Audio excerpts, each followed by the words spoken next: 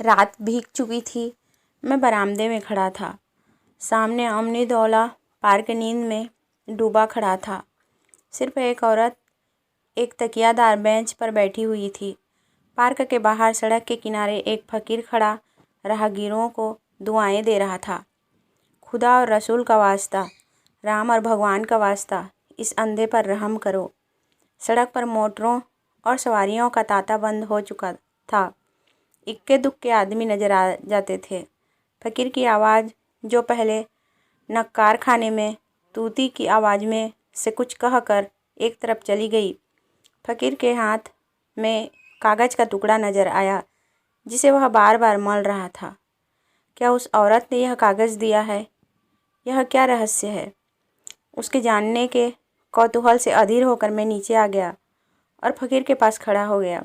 मेरी आहट पाते ही फकीर ने उस कागज़ के पुर्जों को 2 उंगलियों से दबाकर मुझे दिखाया और पूछा, बाबा देखो यह क्या चीज़ है? मैंने देखा, 10 रुपये का नोट था। बोला, 10 रुपये का नोट है, कहाँ पाया? फकीर ने नोट को अपनी झोली में रखते हुए कहा, कोई खुदा की बंदी दे गई है। मैंने और कुछ न कहा। उस औरत की तरफ दौड़ा जो अब अंधेरे में बस एक सपना बनकर रह गई थी। वह कई गलियों में होती हुई एक टूटे फूटे कीड़े पड़े मकान के दरवाजे पर रुकी, ताला खोला और अंदर चली गई। रात को कुछ पूछना ठीक न समझकर मैं लौट आया। रात भर मेरा जी उसी तरफ लगा रहा। एकदम तड़के मैं फिर उस गली में जा पहुंचा। मालूम हुआ वह एक अनाथ विधवा है।